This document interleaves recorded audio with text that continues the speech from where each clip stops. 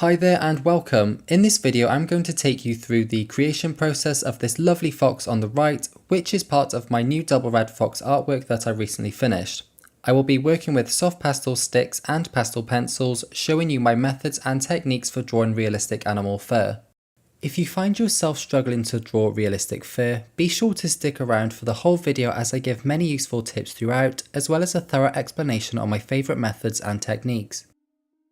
If you're new here, welcome to the channel. My name is Seamus and I specialise in highly detailed realistic art. If that's something you're interested in or you would just like to improve some of your drawing or painting skills, feel free to subscribe for more and check out some of my other videos here on YouTube after this one. Okay, so as mentioned, this video will focus on the right fox, which as you can see is yet to be drawn. I first completed the fox on the left so that you can have an idea of what to expect, and also so that I don't bore you by repeating myself all over again. The footage for this video is actually from my new near 6-hour tutorial over on Patreon. If you're looking for much more in-depth high quality tutorials, you can always find the link to my Patreon in the description. As with all of my portraits, whether they are humans or animals, I tend to start with the darkest parts of the important features, such as the eyes, nose and the mouth. This helps to start off the process and to map out crucial details straight away. I use the Cretacolor black chalk pencil for the very darkest areas as it is the deepest black available. And once those dark areas are in place, I can use them as pinpoints to start adding in my base layer of colour. I'm using soft pastel sticks mainly from Unison Colour and Schmieke. As you can see, there are a lot of browns, yellows and orange tones. I use a colour picker app on my iPad to help me decipher the correct colours as I go along. With soft pastels, it's really important that you keep your layers light. Depositing too much pastel pigment will cause your paper to clog up with too much pastel, not allowing for any details to then go on top. If you use PastelMat by Clairefontaine like I do, this paper does an excellent job at allowing you to work in many layers, but you should always still be mindful to keep your layers light. A little goes a long way with soft pastel sticks. Here I'm using a mixture of warm and cold greys to build up the base layer for the white fur. I need to make sure that this base layer is accurate and dark enough throughout so that when I come to draw in the highlight details with my pencils, they'll be able to stand out as the layer colour they are on will be dark in contrast. This is how we achieve the illusion of depth. Once I have placed all of the pastel colour for the base layer, I can then take my soft sponge tool and start to blend it out. I start in a particular area, usually a dark area, and then continue to blend in similar dark areas. This is because the dark pigment is on the sponge and will transfer over to whatever it touches. If I were to blend from a dark to a light area, I will only transfer that dark pigment over and vice versa. I need to work my way up to the lighter colours gradually. This blending out part also gives me the opportunity to refine by pushing the pastel to the exact places that they're meant to be, and also to blend in two or more sections together seamlessly. I typically want smooth transitions between colours for my base layers and no harsh lines. Here you can see me adding even more colour after blending, and this is just to keep the saturation and vibrancy nice and high, which can be lost during the blending process. I will typically blend this with my finger as they give more of a blur effect compared to the sponges, and therefore more colour tends to stay.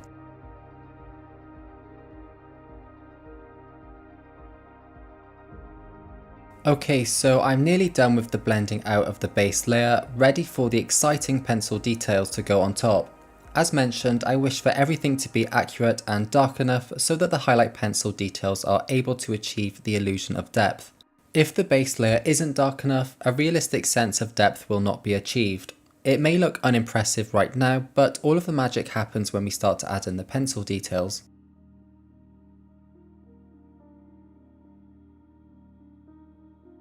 Before I carry on with this video, I just want to quickly mention my Patreon channel. On Patreon, you will find many of my high quality art tutorials and real-time videos that go in depth on how I achieve lots of detail and realism in my artworks. I know how frustrating learning to draw and paint can be, which is why I created my Patreon channel. All of the lessons are beginner friendly with the aim for you to learn as fast as possible to create realistic art that you're proud of. My Patreon channel is where I take you through my full creative process, as well as explaining all of the techniques, thoughts and any tips that I may have.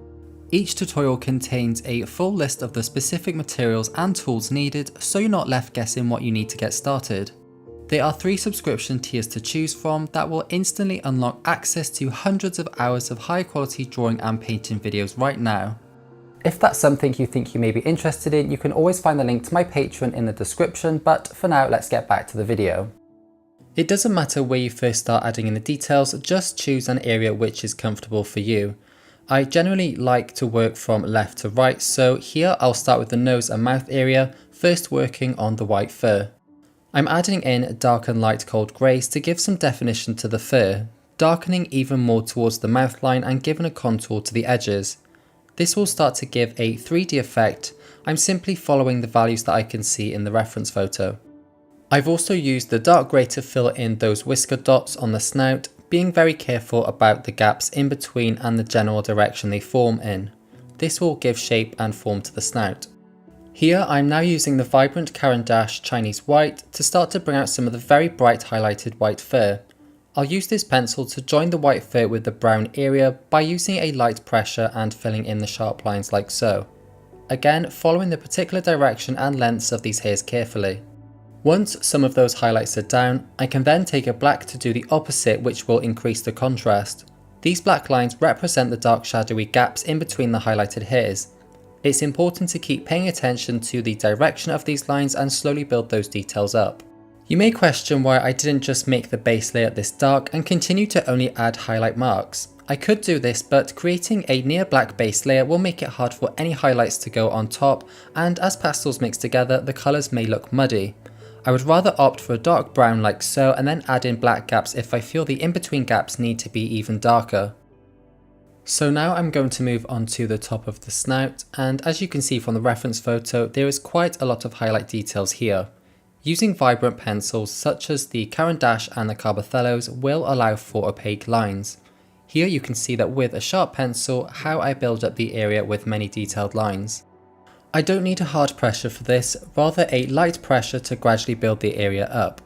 I'm choosing light colours such as peaches and light yellows to keep the area vibrant and realistic. Even though the highlights look near white on the reference photo, the drawing would lose its vibrancy and realism if a white pencil was chosen. Always choose a light version of a colour where possible and only use the white for the very brightest highlights. Here I'm going back into the eye and re-adding in those dark values. The Cretacolor black chalk pencil is used for the darkest areas as it's the deepest black available.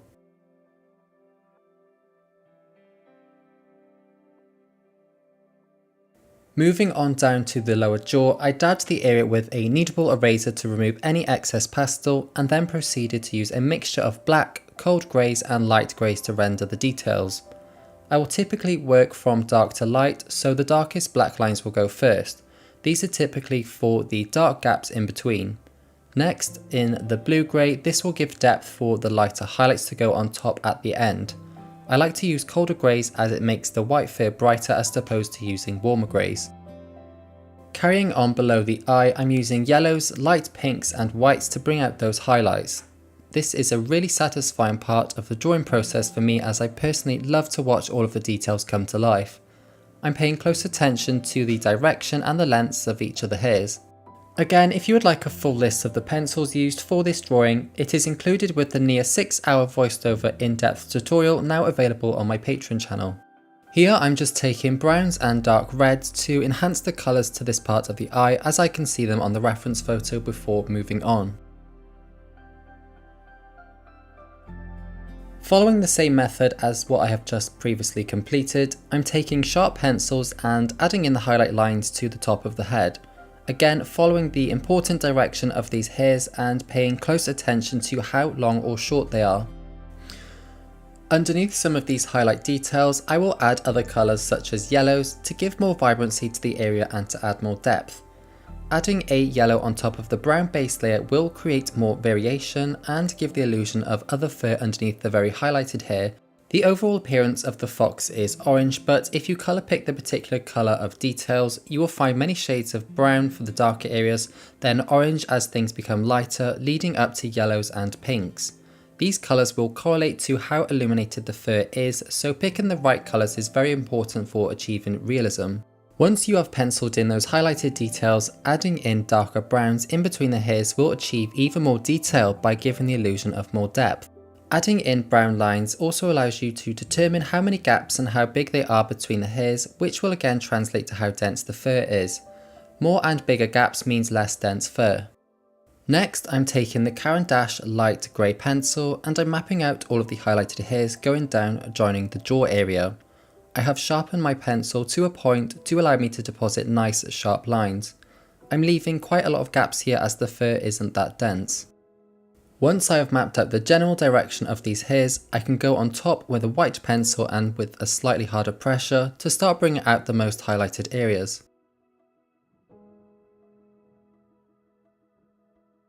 Next, I'm going to move on to the ear, first rendering the details on the background ear fur. Again, working with the same techniques and working from dark to light. It's important to be careful when drawing in the hairs that go into the bright white background. For this, I opt for a sharp light grey pencil and I use very little pressure to draw light lines going into the background. I can also see a slight hint of blue, so I add that in with a vibrant blue pencil. I will also use greys and lighter browns to bring out some of the darker subtle highlights that I can see. Shifting to the foreground ear, you will notice that it's quite a bright section of fur around the rim compared to most of the portrait. I'm using light yellows and whites to subtly bring out some of the details. The very tips of the ears are even brighter, so I will replicate this by applying slightly more pressure with my white pencil.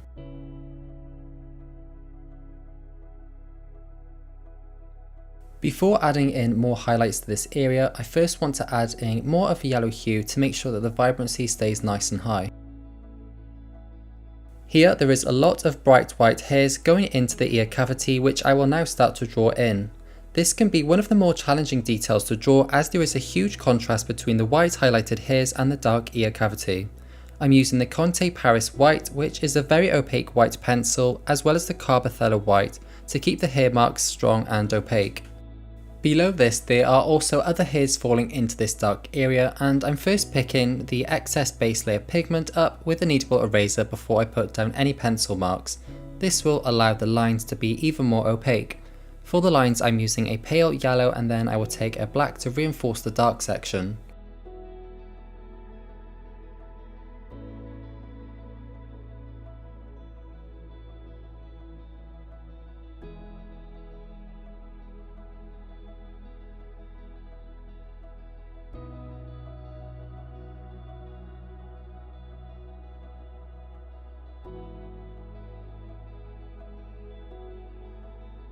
After ensuring the dark area was dark enough and that the section was well contrasted, I could carry on with the fine details around the ear. Here I'm using a sharp Caran d'Ache light grey and filling in these hairs as I can see them on the reference. To make the hairs look more natural, I will slightly alternate from a harder to a lighter pressure with my pencil to make some of the hairs stand out more. You want to avoid all of the hairs looking the same, so even changing the length and direction slightly each time will help with the overall realism.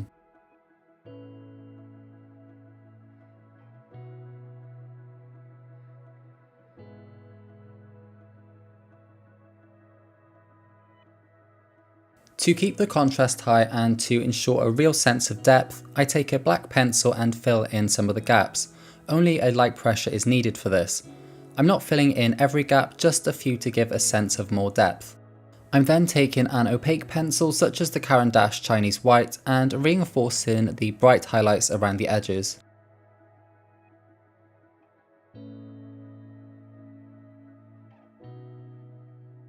Once I'm happy with the ear, I then move on to the patch of fur below the ear, first taking a dark brown pencil to map out the dark gaps that I can see between the clumps of fur. This helps to organise the area and to set out the different sections. I noticed that on the reference photo, the fur here has quite a strong yellow tone, so I'm sure to pencil that in by only using a light pressure and allowing the pastel to blend seamlessly. The great thing about pastels is how well they blend, so I use this to my advantage whenever possible. I will then take a white pencil and overlap some of the hairs here to better incorporate the two sections together, before moving on to using a pale yellow pencil to bring out some of these colourful highlights. Again, always choose more colourful pencils where it's possible to keep your vibrancy high. This will make your artwork more visually interesting.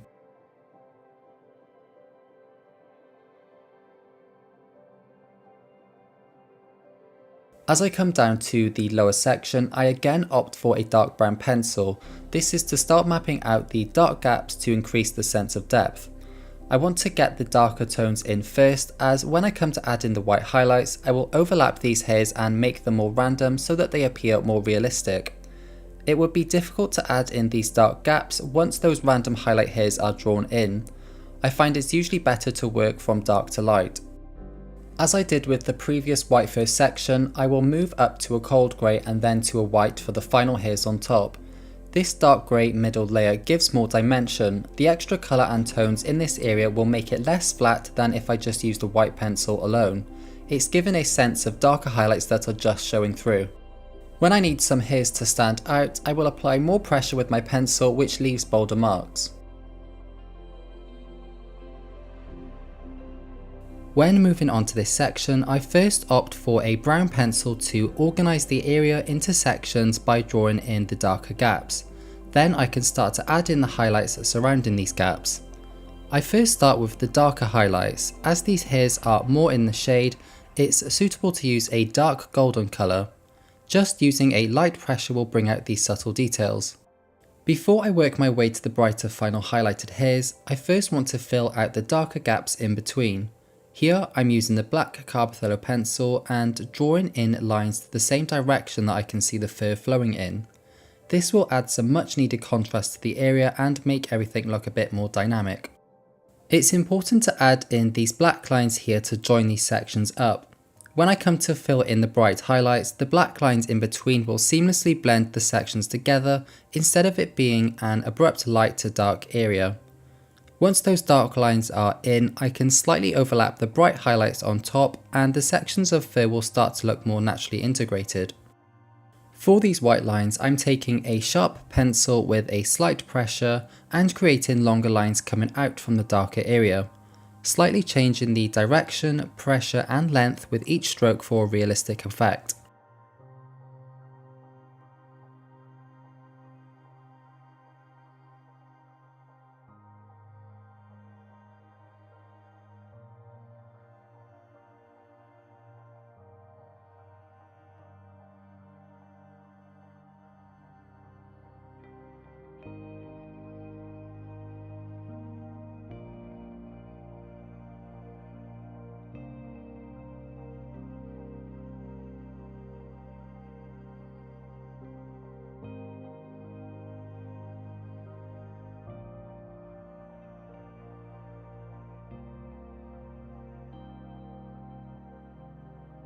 As I recently did with the black pencil, here I'm taking a dark brown and breaking up this area into sections.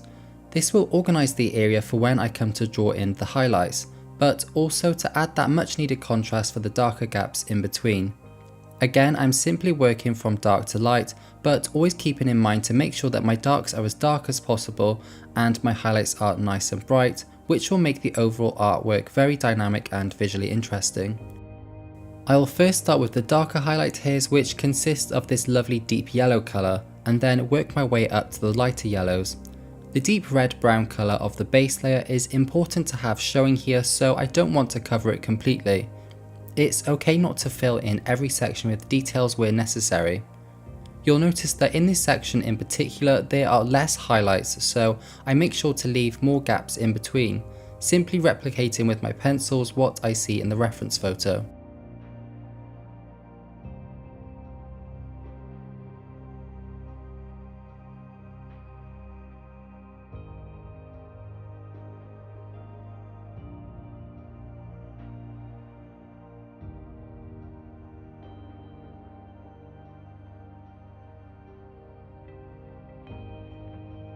I'm really happy with how the fur turned out. I love being able to pick out as much detail as possible, so it's always hard to know when to stop.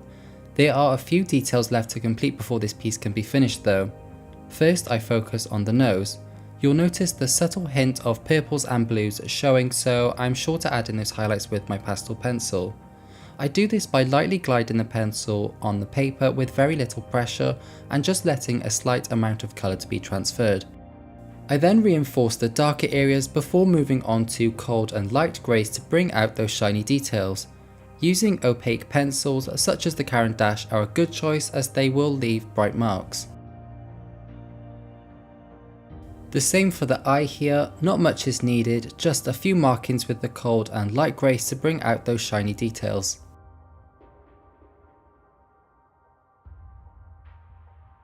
One of the most challenging aspects of a realistic animal portraiture is the whiskers.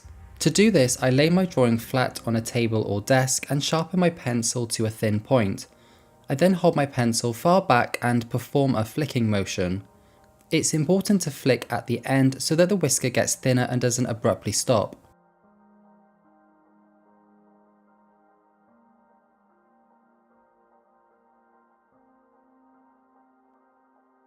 And here is the final drawing. I really hope this video has been useful for you. Please let me know in the comments if it has or if you have any questions, and I will be more than happy to help out. If you're looking for a much more in-depth lesson on this drawing, I have the full real-time tutorial now available on my Patreon. I know I find great use in watching other artists draw in real time. You'll also find many other videos on my Patreon. I have created a whole section on my website listing all of the available lessons and how long each one is. I'll leave a link to that in the description to this video if you would like to preview all of the in-depth lessons. If you are new to soft pastels and pastel pencils, or would just like to pick up as many tips as possible, you are more than welcome to grab my free PDF guide. Thank you so much for watching, and I hope to see you in the next one.